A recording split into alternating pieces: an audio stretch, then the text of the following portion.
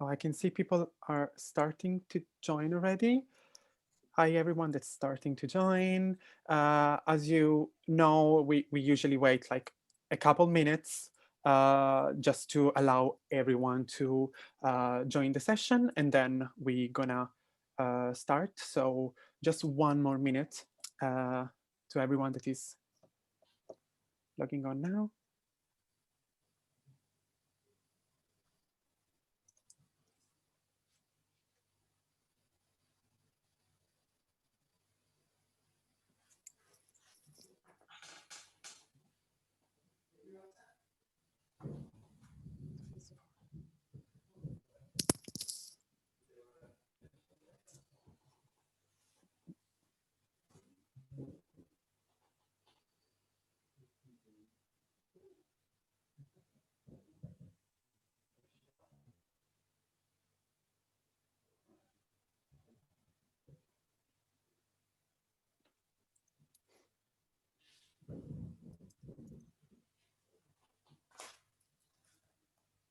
Okay, I think we can just start. So yeah, it's 2 minutes past 4.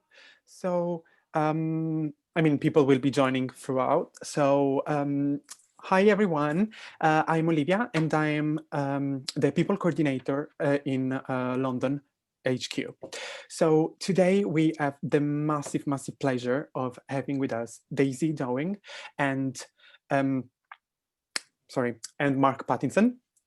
So they will be talking from Movember, a charity that aims to raise awareness around mental health and cancer.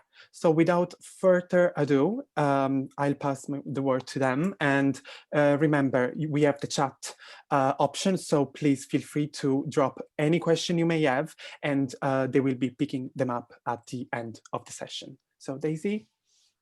Perfect. Thank you very much, Olivia. Hi, everyone. Thank you so much for joining Mark and I today. So my name is Daisy and I'm the Corporate Partnerships Executive here at Movember. And Mark Pattinson is our brilliant community ambassador, and he will be sharing his story and his experiences of Movember later on in this session.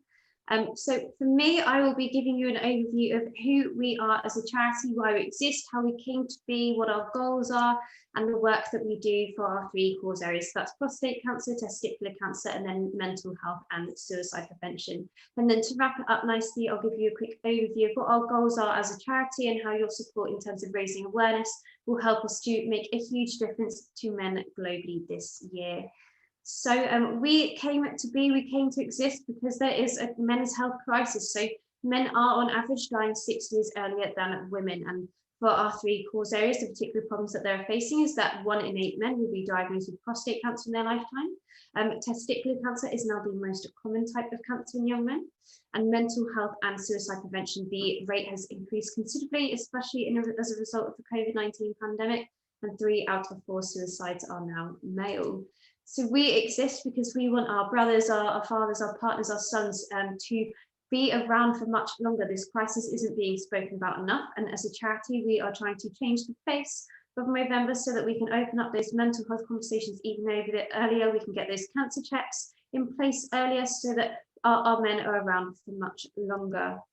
So our humble beginnings, we initially started as a charity in 2003, set up by 2 friends over a pint in their local pub, because they realised that there was nothing out there in Australia for men's health. So here in the UK, we have October as Breast Cancer Awareness Month, and it's only really until Movember kind of became commonplace here in the United Kingdom that there was a month kind of dedicated to men's health, and this is the same in Australia. So in 2003, they were able to rally the support of 30 friends who grew 30 moustaches, and they were able to raise a considerable amount of money. But the work was not finished there. So after the last 17 years, we have grown considerably. And we now have the support of over 5 million Mo bros and sisters who are actively growing, who are moving from Movember, hosting events for Movember across the globe. And as a result of this, as a charity, we are now able to operate in over 20 countries, and we now run over 1,250 programs for men's health. So as I mentioned before, we are changing the face of men's health one Mo at a time, and we are doing everything we can to reach as many men as we possibly can to ensure that they are around in our lives for much longer. So prostate cancer is our initial cause area. It's what we were founded upon as a charity. And the problem that men are facing in this area is that 1 in 8 men will be diagnosed in their lifetime. And there are currently 9.9 million men living globally with and beyond the disease. So when it comes to prostate cancer, early detection is absolutely essential. So it's recommended that men come forward and get their checks at 50 for their PSA test, but that is quite alarming when you consider that young women are actively encouraged to come forward as young as 25 here in the UK to get their smear tests and checks for cervical cancer. So as a charity, we are trying to bridge that gap to meet and reach as many men as we possibly can to ensure that they get their checks, that they still come forward to see their doctor and to speak out earlier than 50 if they do find something, because the early detection is absolutely essential. And unfortunately, as a result of our current climate, there are here in the UK 31,000 fewer cancer patients now in comparison to this time last year. And that's because fewer people are coming forward for those health checks and to have those appointments with doctors. In addition to this, if you're of African and Caribbean descent, or if you have a family history of prostate cancer, it's recommended that you or your loved ones, the men in your life, get your checks as early as 50. But again, if you find something, if you have perhaps changes in your body, any symptoms or anything that just doesn't sit quite right with you that you're concerned about, it's so important that you still come forward and see a doctor. The emergency services are still here to see anyone who may be experiencing any changes like this. I know it's scary and it's unlikely that you'd want to come forward at these uncertain times, but the emergency services, the doctors, the professionals, they still want to see you for these cause areas too. So when it comes to prostate cancer, as I've mentioned, early detection is absolutely key. So those who find their cancer early have a 98% chance of surviving beyond 5 years, whereas those who detect their cancer quite late have only a 26% of chance of survival beyond 5 years. So it's really important that we get that message out there and that you get your message out there to your fellow colleagues, your loved ones, the men in your life, to get checked, to come forward if they do find something that doesn't seem right. It is really important that you get results if there is something negative to be found as quickly as possible. So our second cause area is testicular cancer, and the problem that men face in this area is that it is a young man's disease. So it is now the most common type of cancer amongst young men, and those at risk are of highest risk are those aged between 18 and 34. These rates have unfortunately grown considerably, so the number of men being diagnosed with testicular cancer has doubled over the last 50 years. So what we're doing as a charity is we are trying to reach as many younger men as we possibly can, and in doing so we're partnering with schools and universities to open up those conversations even earlier, to raise more awareness about how to check yourself, where to go if you do find something that you're unsure about, and ways that we can get men talking. And what we do as a charity is we go to where men are and we talk to men how they want to be spoken to. So we don't use really heavy clinical or intimidating language that will maybe create another barrier in those conversations. Instead, we keep it light, we keep it subtle, much more gentle, in a way that it creates a safe space for these young men, especially these teenagers, those as young as 18, so that they're able to come forward and get the checks and the support that they need. So one campaign that we launched is the Know Thy Nuts campaign. I won't break this down in detail, but here you can see that there are 3 steps. It just takes a couple of minutes in the shower, just a couple of moments to check that everything is okay. And in launching something like this, it's a great way of reaching our younger audiences, to make it less intimidating, less frightening as it may possibly be. And it's a good way of starting these conversations and actively encouraging those testicular cancer checks. So mental health and suicide prevention is our third and final cause area, and this is one that we added later to the collection of cause areas that we support, and this is because it became increasingly apparent that mental health is so intrinsically linked with cancer treatment, whether you're going through or living beyond that treatment. So the problem that men are facing in this area is that 3 out of 4 suicides are male, and globally we lose on average 60 men per hour, so that is 1 man per minute to suicide, and unfortunately this rate continues to rise. And where it comes to this cause area, men aged 15 to 29, it is now their leading cause of death, so this has overtaken the cancer rates and other illnesses that were leading to fatalities for this age bracket. So as a charity, especially this year more than most, we are putting mental health at the forefront of our activities to really get men talking, to get more organisations to open up their working culture so that there are safer places for employees to come forward and support one another if they are struggling, especially as we go in and out of various lockdowns across the globe. So I'm going to play a video now, and just as a little warning, it is quite heavy in terms of its content, very emotive, but it will really kind of put into perspective how important it is to start those conversations and to check in on one another, and the power of just asking, how are you?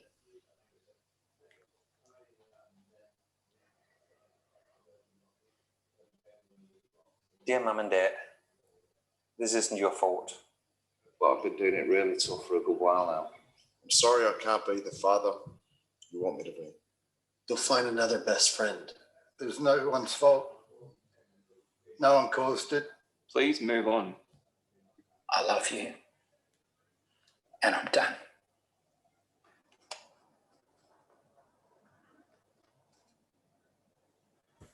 I wrote this 6 years ago. I wrote this 4 years ago. That was 15 years ago. You more than By talking.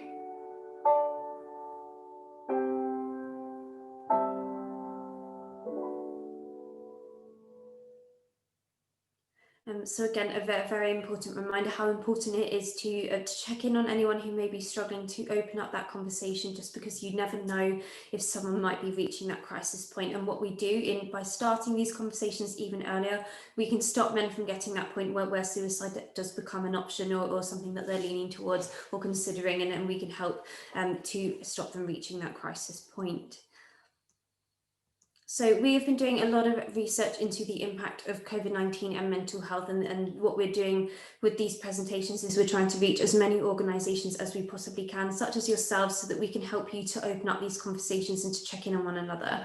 So in this research, we have found that depression rates have doubled during the pandemic, with twice as many adults in Britain in particular reporting symptoms of depression now compared to this time last year. And if you consider the number of people currently going through cancer treatment who are already having those mental health struggles, this is getting considerably worse as the COVID crisis continues to kind of reign on. In comparison to this, with the suicide rates, male suicide in England and Wales in particular has hit a 2-decade high. So again, we're trying to reach as many people as we possibly can, as many organisations, so that we can get colleagues talking this Movember, so that you can get the support you need if you are struggling. And discussing mental health and even just overall health concerns in the workplace is something that a lot of organisations have struggled with, and a lot of people aren't coming forward because of these barriers. So 1 in 3 people fear that their job will be at risk if they discuss their mental health at work, and that is also the same if you're having kind of cancer worries or any kind of physical health concerns as well.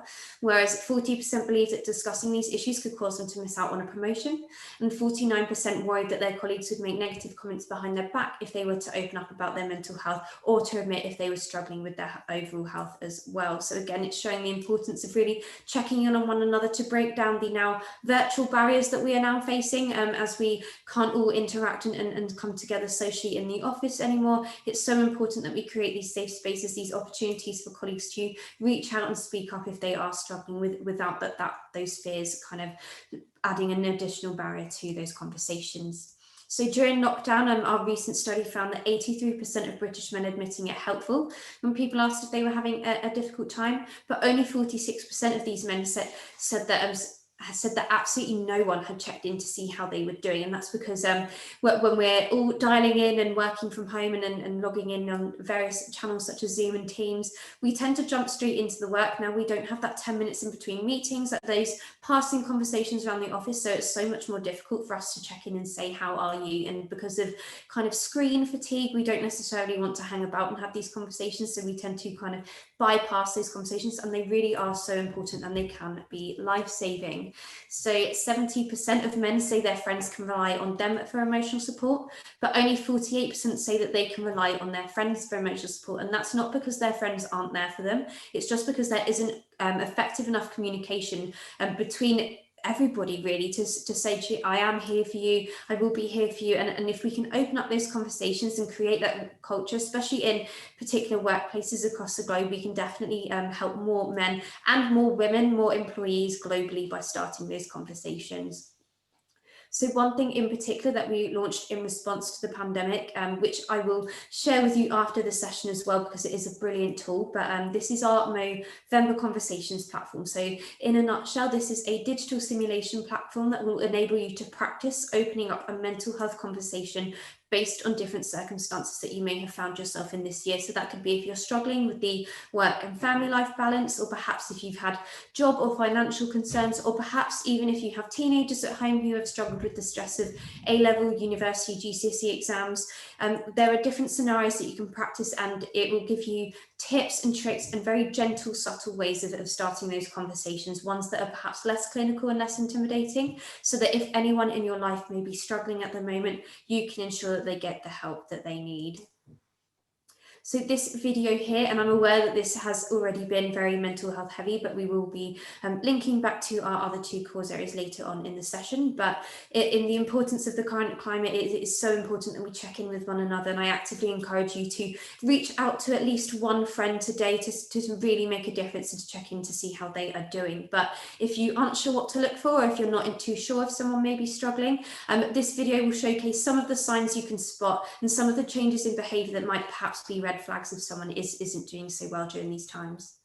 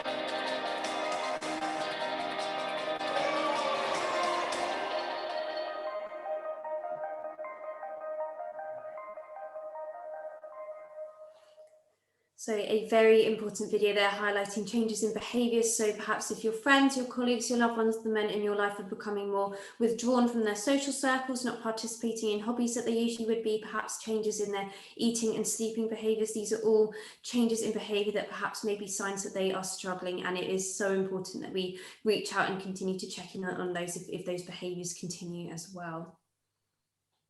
So something that we have launched to help you to introduce these mental health conversations is our ALEC model. So these are 4 steps, 4 ways in which you can introduce a mental health conversation and really change someone's life. So the first step is to ask the question, and I can't stress enough the importance of asking, how are you? I know it's difficult when we're tired after work. We don't necessarily want to be texting our friends in all of the group chats that we may have, but really taking that initiative to pick up the phone, it makes a huge difference, and it creates that safe space for someone to admit if they are struggling. So when they do decide to open up to you, it's so important that we listen without judgments or distractions. So as a population, we are natural problem fixers. We like to come up with solutions to problems, and unfortunately when it comes to cancer treatment as well as mental health challenges, there is no quick solution, there is no quick fix, and it will take more than one conversation to really help someone who is struggling. So when you're encouraging action, which is our third step, it's important that you look if there is danger to their life or perhaps a loved one's life,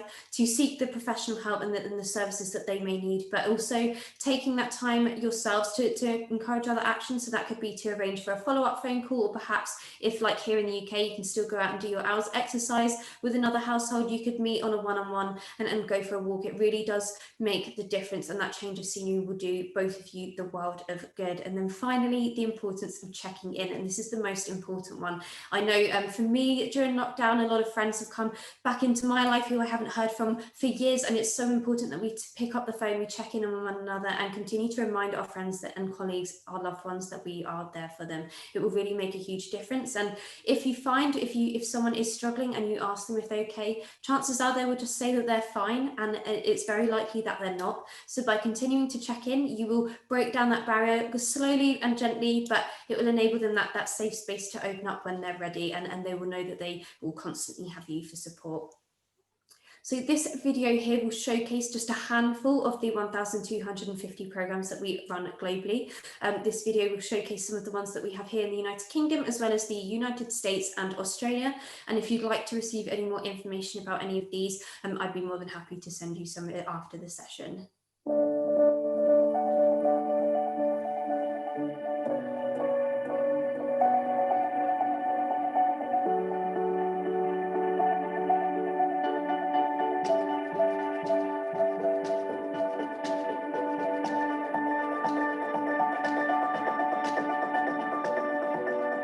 What we want to do is throw out something positive to the younger kids.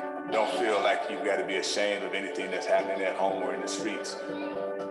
Change can come through these programs, and I've seen it change lives. 1, 2, double jab. 1, 2, double jab. These are socially isolated young men. This is a program about friendship. It's about connecting people. It's about supporting each other through tough times, because that's really what we're here for. Programs like Photo Voice allow a group of veterans to work together to solve their own problems. They said that this is the way that we do things in the military. We plan a mission, and then we do that mission together.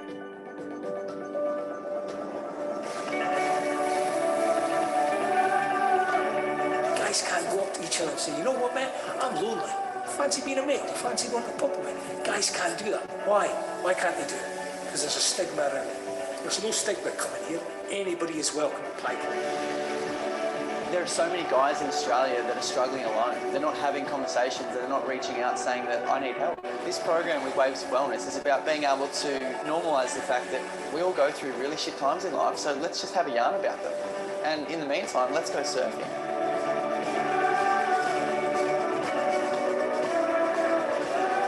We're a population of about 1,000, and we expect 5 young people to die every year from suicide. The best way for us to heal is that we need to heal ourselves. So on the land-based program, the young men and boys who grew up with a well-known hunter learn how to live off the land. They learn the culture. These guys are alive.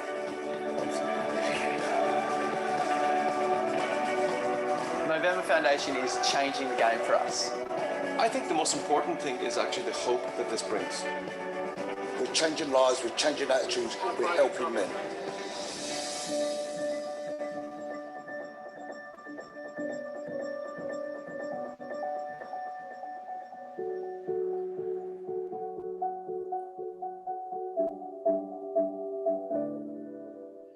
So a great video there to really showcase the work that we do, and as that video mentioned, we wouldn't be able to help as many men as we do, and we wouldn't be able to reach as many countries as we do without the support of organisations such as yourselves. So all of the men in those videos have been helped because they have been infected by one of our 3 cause areas. So it's so important to have your continued support and continuing to raise awareness of what we do, so that this year more than ever as a year we've all been struggling through, we can help and reach as many men as we possibly can.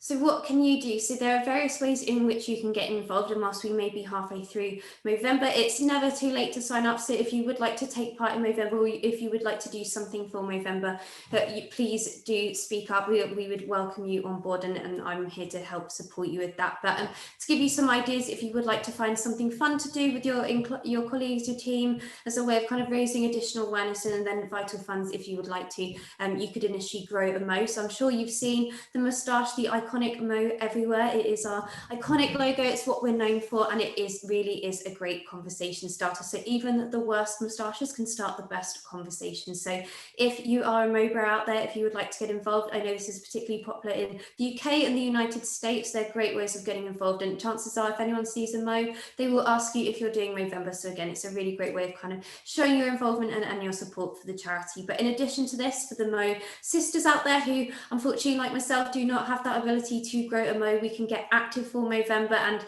by picking up a pair of trainers, getting outside, we are encouraging you all to run, walk, cycle 60k, and that is representative of the 60 men that we lose per hour, every hour globally due to suicide. And we all know that the proven benefits of exercise on our physical as well as our mental health. So but really look after yourself, especially as we enter the winter months. Make sure you take that time for you, get out of the house, away from the desk. And I know it's hard when we're all working from home, but you will see a huge difference to your own overall well-being, and this will kind of come across, and through the awareness and the funds that you raise, you'll be making a huge difference with every step that you take for Movember. In addition to this, I know it's difficult when we're having team meetings and we all log into work, we just want to talk about the task at hand and then get off the screen, but there are great ways for you to come together as colleagues, to have a little bit of fun, have that sense of unity. And I know we're certainly missing that social element here at Mo HQ. So you can come together, get creative. You'll be surprised how many people have fancy dress costumes already at home.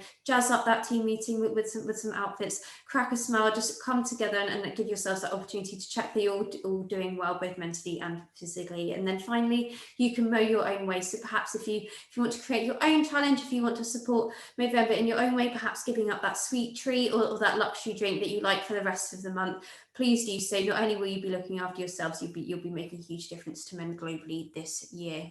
And as I've said before, Mo Sisters, we need you. So whilst we may be a men's health charity, whilst we raise funds and awareness for men's health, women are instrumental in men's health. I know the men in my life don't go to their doctor's appointments. They don't even book those appointments unless the women in their life book them for them. So it's so important that we can equip you with the resources, the tools, the knowledge necessary so you can help the men in your life and ensure that they are around for much longer too. And as I've mentioned before, it goes beyond growing the Mo. There are plenty of ways in which you can get involved and show your support for Movember this year, and ways that you can transform your own health as well. So just to wrap up nicely before I hand you over, our goals for 2030, whilst they may be certainly ambitious targets, I know through the support of organisations such as yourselves, we will get there in no time at all. So we are actively working towards a 50% reduction in deaths from prostate and testicular cancer. And as I've mentioned before, the cancer rates are unfortunately increasing as fewer men come forward for those all important checks and doctor's appointments. So it's really important that we continue to check in on one another, check in on our loved ones, and encourage them to come forward and seek help if they do find something. In addition to this, we are hoping for a 25% reduction in the rate of male suicide and a 50% reduction in the number of men experiencing ongoing mental and physical side effects from their cancer treatment. Whilst they may be ambitious in nature, especially when you've heard a lot of very kind of alarming statistics and seen quite emotive content there, I know in no time at all we will definitely get there. So that is everything from me, and now I'm pleased to hand you over to our wonderful community ambassador Mark Pattinson, who will be sharing his experiences of cancer and his involvement with Movember as our ambassador. Thank you, Daisy, and thank you everybody for your support of Movember. My name's Mark. I am one of Movember's community ambassadors. I'm based in the northeast of England. And yeah, I just thought I'd share my journey and how I became involved with Movember. So I became involved with Movember about 13 years ago, shortly after I was diagnosed with testicular cancer at the age of 28. How that journey began for me was simply getting out of the shower, felt a twinge down below, had a check. I wasn't necessarily checking for anything, but noticed that I had a small pea-sized lump on one of my testicles. Being a typical guy, I guess I was on the fence at that point. Do I get it checked out? Do I just leave it? And fortunately, I made the decision to get it checked out. Little realizing that that would put me on a path to being diagnosed with testicular cancer. Fortunately, the one reassuring thing that my doctor said to me at the time is, Mark, if you're going to get any form of cancer, this is the one to get, because probably, as Daisy has pointed out, testicular cancer is highly treatable and highly curable. That being said, the surgery and the treatment wasn't a barrel of laughs. I went for surgery shortly after to get the testicle removed, went through recovery, and then I had 9 weeks of chemotherapy to get through, which made me as sick as you can possibly imagine. I remember when I was thinking about this presentation, I was remembering my final day getting the chemotherapy treatment. And I remember I had this compulsion to try and take the cannula out of my arm. And that was just simply because by that stage, I'd really just had enough of the treatment, which probably gives you a bit of an idea that men's cancer intrinsically goes hand in hand with mental health. And certainly from my experience with going through testicular cancer, the from diagnosis to the end of treatment and getting the all clear was 6 months end to end, which doesn't seem like an awful length of time, but the biggest struggle for me was by the end of it, I was suffering from severe anxiety and stress disorder. I was having panic attacks daily, and that went on beyond the all clear. So when I was trying to pick up a normal life, as normal life it can be after that, I found that the biggest struggle for me was getting my mental health sorted out. So that took a lot longer than the 6 months of, physical surgery and chemotherapy treatment. Fortunately, by that stage, I had some counselling to get through that, but thankfully, because I was already getting involved with Movember by that stage, I was fortunate enough to be invited down to Movember in London to have an evening with some guys who had gone through testicular cancer as well. I think naively, I just thought, oh, it'll just be a typical evening, group of guys having a drink and a laugh together. And I think we all probably thought that in some way. But I think all of us came away from that session saying, God, that was the best therapy session we've ever had. Simply because, comparing notes, if you like, it was amazing how you had so many aha moments, all those deeper thoughts and feelings and anxieties that I had. These guys were opening up with similar thoughts and experiences. So it was one of the best evenings I'd had, and it really, put a lot of demons to rest for me, and I was able to, move forward quite substantially at that point, because of Movember's support and involvement at that point. So yeah, I've continued on supporting Movember ever since and have become a community ambassador. I think my support for Movember took on deeper importance from last year because sadly I lost my own dad to bowel cancer last year, and I'm sure that this was my way of being able to cope and deal with that, was that my support for Movember and raising that awareness of men's cancer was all the more important to me at that point. So very much from last year, I've been doing Movember pretty much in my dad's memory. Thinking back to when my dad was going through his own cancer journey, my dad was of a generation before that probably didn't talk quite so much about thoughts and feelings, and I would say for the large part of his cancer journey, he handled it very strongly, but he handled it very privately. He didn't open up very much about his thoughts and feelings going through that. That said, because he knew the journey that I'd gone on beforehand, there were moments where we did have those conversations. We did have, he asked me about what my chemotherapy treatment was like and how it felt for me.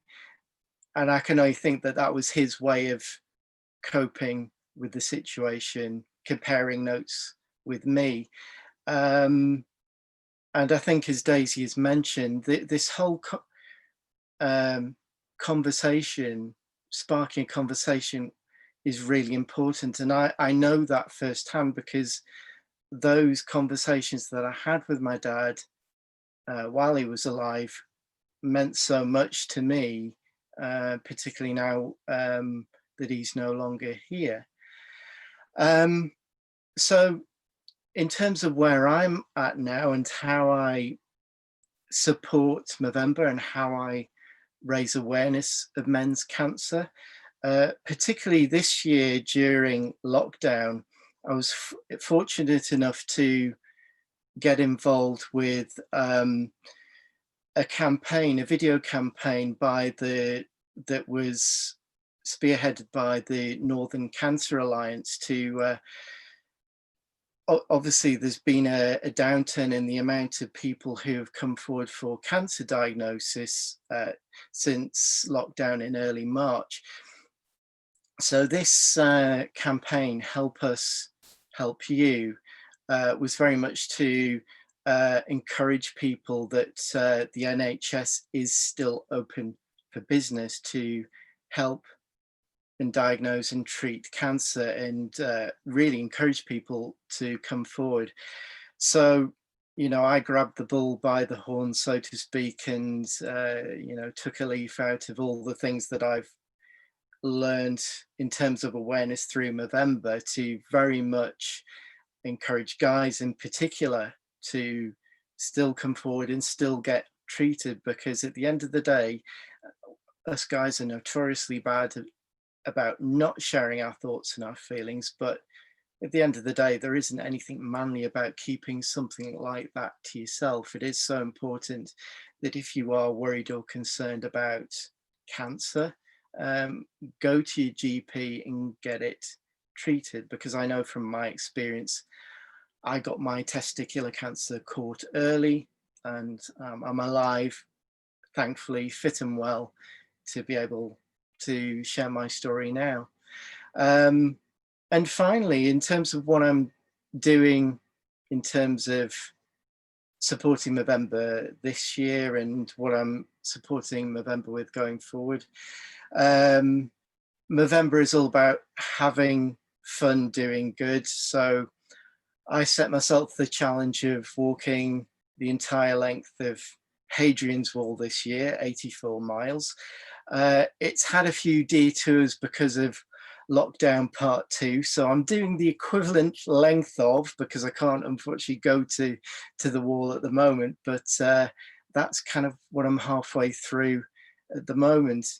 And finally, the other thing that I've recently got involved with through Movember is Movember has the True North Testicular Cancer Site, which is designed to support men who are going through that testicular cancer journey. And I've just signed up with Movember to become one of their guides for that particular site. And what that involves and entails is that it's for any guy who is just in the middle of being diagnosed and treated with testicular cancer. And it's very much a support mechanism for any guy who is struggling to get through that journey with testicular cancer.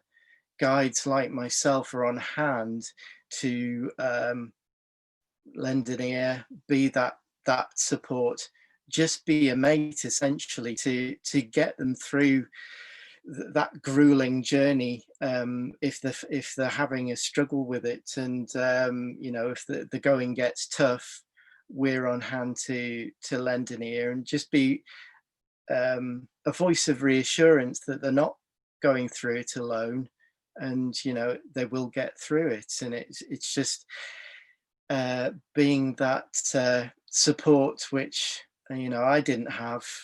You know, I had that support from my friends and my family going through it at the time, but I didn't have that another guy who'd gone through that same journey. And I'd like to think, you know, that might just make the difference between someone having an easier journey than I had at the end of the day.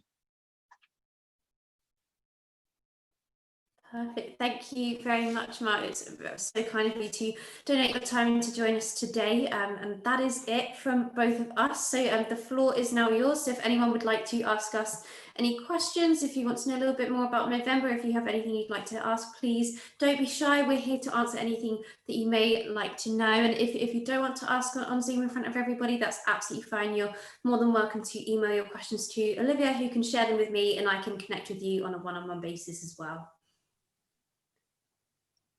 Thank you, Daisy. Thank you so much. So if anyone has questions, please feel free to drop them in the chat. And Daisy will be answering them. Oh yeah, I can see one. What is the impact of testicular cancer on fertility? So this is something that we are really trying to uncover. So we work really closely with cancer institutions across the UK and across the globe. So we partner with the Institute of Cancer Research and other organisations, Prostate Cancer UK, particular charities here in the UK, targeting prostate cancer to uncover the true impact of cancer on male fertility. So to hand, I don't have any kind of statistics that will give you the answers to that, but I can certainly look into the research that we have been doing so far and what we've found surrounding male fertility. But I know, as I said before, early detection is absolutely essential. So the earlier you find your cancer, if there is anything to be found, the more time you have to have a kind of more developed treatment plan. So then fertility saving options might be available to you. But I guess if it is discovered later in the stages, if it's too late, then you won't be able to have those particular measures in an attempt to save fertility. But I can certainly follow up with some statistics and the research that we have surrounding that for you. I mean, I can't really speak for every other guy, but in terms of my experience, when I was diagnosed, I was given the option to freeze sperm just in case, but my oncologist told me that through the treatment that I would be receiving, that it shouldn't affect my fertility, and 9 times out of 10, you know, that fertility would return for me. So that's just my experience in terms of how it's affected my fertility. Thank you, Mark. Some more questions here. So if we could just do one thing to help support the people in our life from a mental health perspective, what tips would you give? And I'd say probably now more than ever, it's so important that we reach out and we open up those conversations. I know it's difficult. I know for me, by the end of the working day, I don't want to be on another screen. I don't want to be texting and sat on another screen. But whilst we aren't able to come together in the same room, it's so important that we pick up the phone. And for me, I'd say if you have your friends or colleagues living close by, if you are still allowed in your particular regions to go out for your daily exercise and you can meet with another household, please do so. Please connect on a one-on-one basis. I think having that face-to-face interaction will allow your friends, your loved ones, that opportunity to open up as and when they're ready.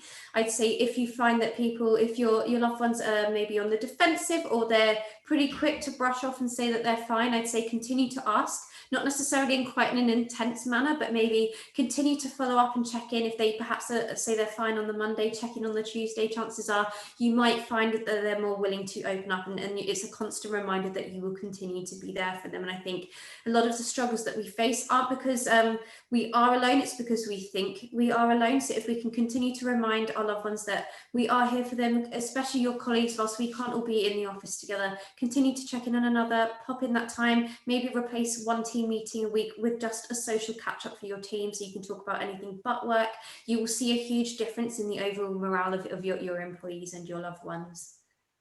I can only say that when I was going through testicular cancer, you know, for those 6 months, it does really feel like you're isolated inside a bubble. It's, you know, it's effectively like lockdown. And, you know, remembering back to that time, you know, just having friends checking in did mean the world to me. You know, those friends became even better friends because they were just so loving and supportive, and that meant the world to me. So thinking about what we're going through at the minute in lockdown, it isn't too much of a stretch to imagine what that would be like for somebody who is perhaps going through something, whether it's purely mental health or whether it is going through you know, a cancer diagnosis and going through treatment. It isn't too far a stretch to imagine what that must be like if you are physically isolated as well during lockdown. So yeah, I would say now more than ever, you know, reiterating what Daisy said, it is really important to check in, because just that one little check-in can make all the difference to how someone's feeling. Absolutely, and I think just asking how are you and going beyond that screen, so picking up that phone, getting face to face, you will see a huge impact overall, and then that constant reminder that you're there for someone will really give them that safe space to open up. But if you are concerned that someone may be struggling, or if you'd like some more information, we have a lot of resources and toolkits on our website, and I'll be sending around a follow-up with the ALEC model and the Movember conversations tool, so you can practice those mental health conversations as well. But we do work closely with other charities such as Mind here in the UK and the Samaritans. So if you fear that someone might be reaching that crisis point and may need more professional help, there are channels and resources and networks that you can reach out to there as well to get that support that you need or your loved ones may need as well. So that's it for that question. But someone has amazingly asked, how can we donate to Movember? So there are many ways in which you can donate. So you can donate via our website, you can make a bank transfer, it's completely up to you. Or if Olivia would like as well, I could maybe set up as maybe a team page for your organisation. So if anyone wanted to donate, you can then see how much you've raised as an organisation for Movember as well. But I'd say the best way would be to donate via our website, and then you can leave your own special message. If there's anyone in particular that you'd like to donate or dedicate your donation to, you can certainly do so. You're welcome. Perfect. Thank you. I think like that's all questions for now. But anyway, we still have like a few minutes. So in case someone has a last minute question, please feel free to ask.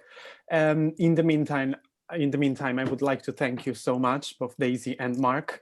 I think this has been very inspiring, and also thank you for everyone that joined during this very important conversation. I think we all agree that Movember is not over, but also this discussion is far from over as well. So I think the main reason why we wanted to do this was to shed a light on these topics, and also to raise awareness and help people start these vital, because they are vital conversations.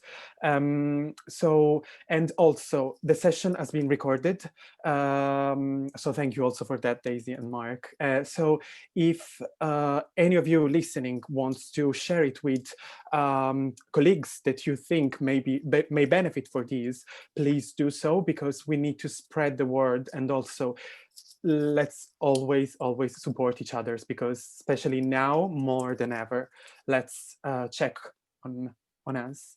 Oh, I can see more thanks on the chat. So thank you. No, thank you very much for having us. I just wanted to pop out there as well, whilst we are mainly and most popular during November, we are a charity that operates 365 days a year. So if you need anything in terms of the support or resources, any kind of vital materials, we are here to support you all year round, and that is commonplace across the globe. So if there's anything you need, Olivia has my details. So if you do want to reach out on a one-on-one basis, I'm here to help you as well. But yeah, if that's it for questions, thank you very much for having Mark and I, and thank you again to Mark for joining me on this session. I hope it has been information that you needed, and I hope it really does encourage you to reach out to your loved ones and anyone who may be struggling as we progress and navigate through the various lockdowns and the ongoing winter months. amazing.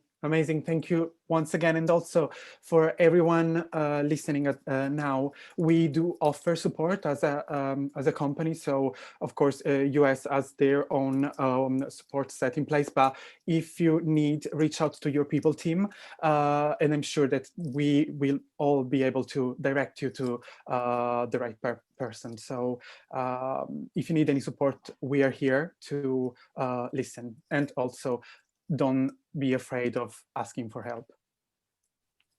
Thank you everyone once again for joining. I think we can say that this session is now over, but if you have more questions, please let me know, and I will be happy to share them with Daisy and Mark, and then answer them directly to you. So thank you once again, everyone, and have a beautiful evening or morning or rest of the day.